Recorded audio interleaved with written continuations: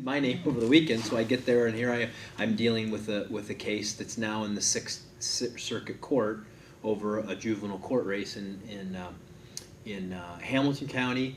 We had the controversy up in Lucas County over the race up there, which we're still working on, and all of this has been around provisional ballots.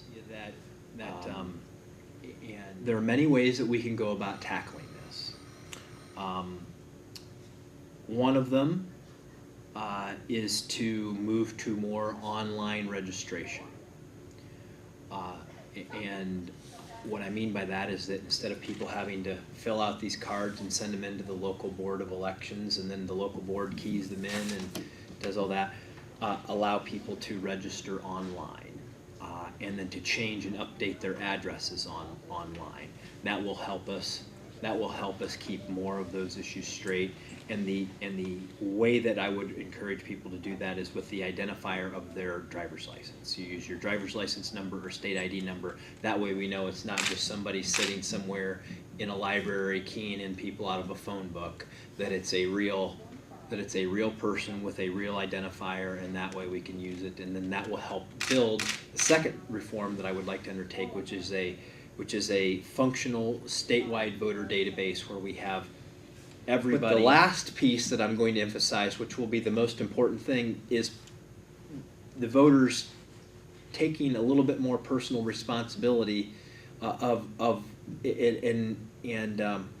making sure that before they go vote that they know what precinct they're in and where they're supposed to go vote, that they bring their driver's license, and that they vote in the right precinct, because we can only be as good as the information that the voters give us. That we want to eliminate voter confusion about where they're supposed to have to show up.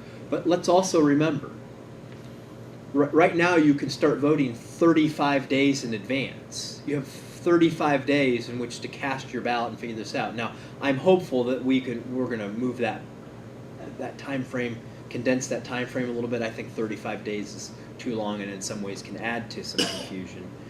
But whatever we decide on, it's going to be easier this November to vote than it has been in the Novembers of the previous 200 years.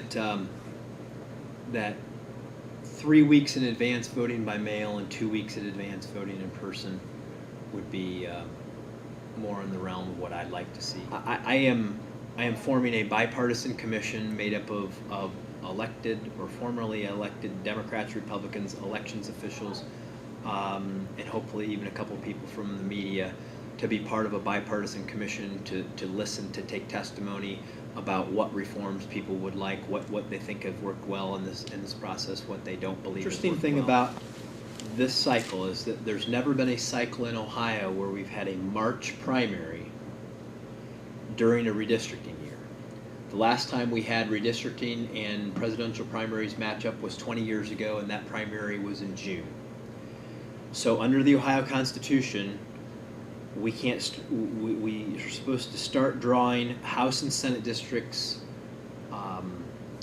They can start the process in August and must complete it by, I think, October the 5th.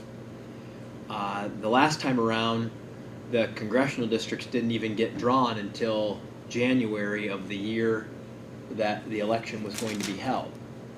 Now, it is not possible for us to conduct a May primary or a March primary with a December 7th filing deadline and not have these maps drawn well in advance of when they've normally been completed. I have set the date where I really think this needs to be done is early September.